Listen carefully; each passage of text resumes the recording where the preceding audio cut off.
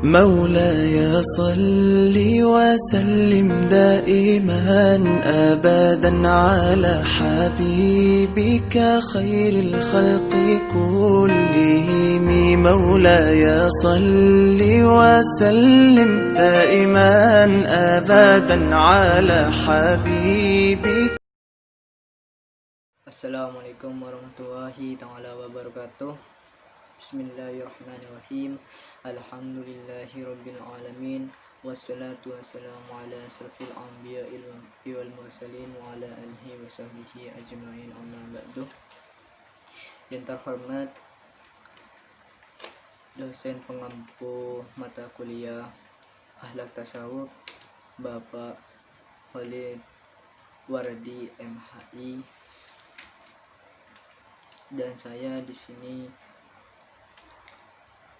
akan membahas tentang pengertian, tujuan, dan ruang lingkup akhlak, moral, etika, dan susila. Dan selanjutnya saya akan menerangkan tentang 3 kandungan pokok dalam Islam, yaitu akidah, syariah, akhlak. Akidah, keyakinan yang teguh dan pasti yang tidak ada keraguan sedikit pun bagi orang yang meyakininya. Syariah, hukum agama yang menetapkan peraturan hidup manusia, hubungan manusia dengan Allah Subhanahu wa taala, hubungan manusia dengan manusia dan alam sekitar berdasarkan Al-Quran dan hadis. Dan akhlak, budi pekerti, perangai, tingkah laku atau tabiat. Akhlak berasal dari bahasa Arab.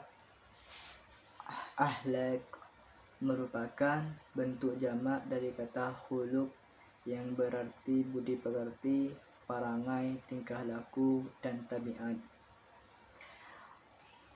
Akhlak adalah keadaan jiwa seseorang yang mendorongnya untuk melakukan perbuatan-perbuatan tanpa melalui pertimbangan pikiran lebih dahulu. Khuluq adalah sifat internal diri, sedangkan suluk adalah penampakan eksternal dari khuluq. Suluk adalah ciri dan tanda khuluq. Kata khuluq, budi pekerti, atau aspek internal yang berasal dari satu akar kata dengan akhlak.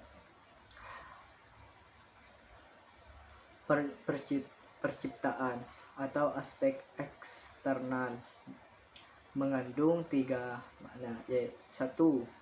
Khuluq menunjukkan sifat-sifat alamiah dalam penciptaan fitrah manusia dalam bentuk yang lurus dan erat.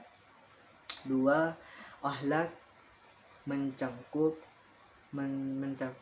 sifat-sifat muktasabah seseorang yang kemudian menjadi kebiasaan dirinya. 3. Akhlak memiliki 2 dimensi jiwa batin dan dimensi perilaku zahir. Adapun ciri-ciri akhlak, yaitu akhlak adalah keadaan dan potensi diri yang bersifat tetap pada diri seorang.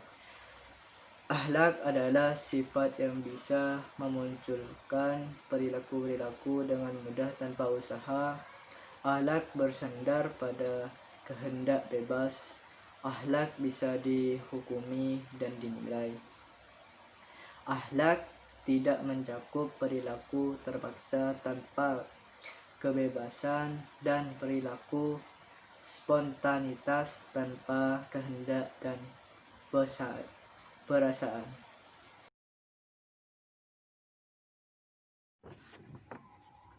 Tujuan ilmu akhlak. Akhlak bukan hanya membahas benar, risk, atau sawab dan salah atau wrong atau kata, tapi menitik beratkan pada baik atau good, takhir, dan buruk, atau bad atau shar sebagai tujuan puncak. Tujuan ilmu akhlak yaitu pemahaman yang baik tentang akhlak atau moral, knowing, komitmen pada akhlak atau moral feeling, dan penerapan akhlak atau moral action. Sumber akhlak yaitu ada 5, yaitu Al-Quran, hadis Nabi, akal, naluri, pandangan umum masyarakat. Selanjutnya, ruang lingkup akhlak ada 6, yaitu akhlak kepada Allah Subhanahu wa ta'ala, akhlak kepada diri sendiri, akhlak kepada keluarga, akhlak kepada tetangga, akhlak dalam kepemimpinan, dan yang keenam, akhlak terhadap lingkungan.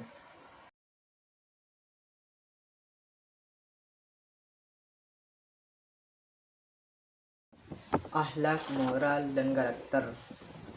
Makna kata moral, etika, nilai, dan karakter setara dengan akhlak. Kata-kata ini sering disejajarkan dengan budi pekerti, tata susila, tata krama, atau sopan santun. Pada dasarnya, secara konseptual, kata etika dan moral mempunyai pengertian serupa, yaitu sama-sama membicarakan perbuatan dan perilaku manusia ditinjau dari sudut pandang nilai baik buruknya. Tapi dalam aplikasinya, etika lebih bersifat teoritis, filosofis sebagai acuan untuk mengkaji sistem nilai. Sedangkan moral bersifat praktis sebagai tolak ukur untuk menilai perbuatan yang dilakukan seseorang. Etika memandang perilaku secara universal, sedangkan moral memandang secara lokal. Dan selanjutnya saya akan membahas tentang moral. Moral berasal dari kata Latin mores atau adat istiadat yang mencakup habits atau adat fardiyah dan custom atau ref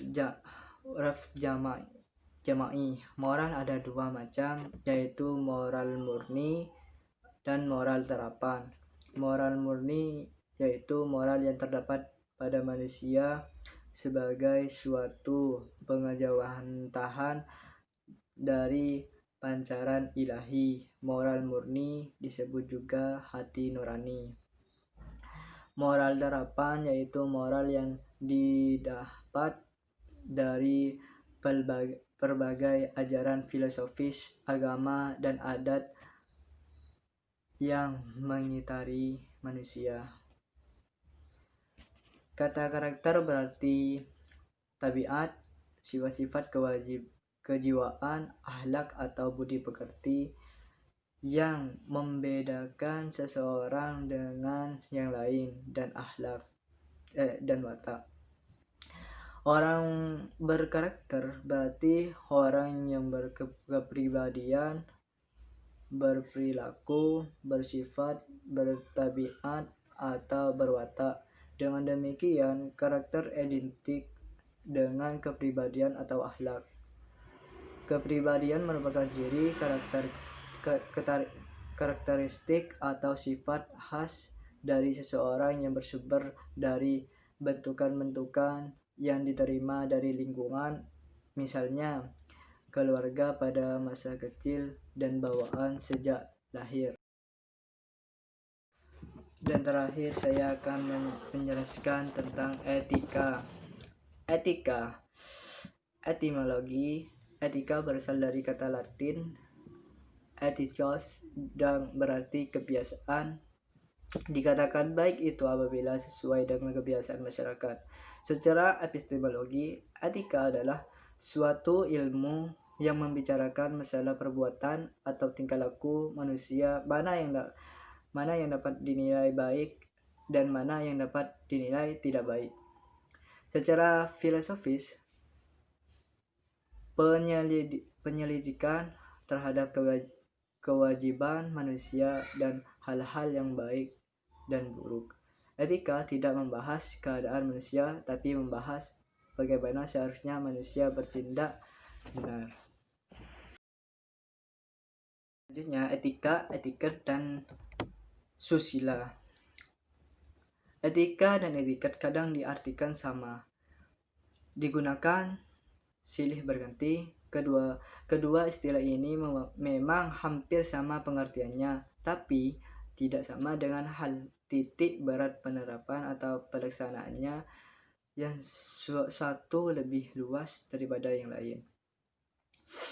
Etiket berasal dari kata Perancis etiquettes yang berarti kartu undangan, yang lazim dipakai oleh raja-raja Perancis bisa mengadakan pesta. Dalam perkembangan selanjutnya, istilah etiket berubah, bukan lagi berarti kata undangan yang dipakai raja-raja dalam mengadakan pesta.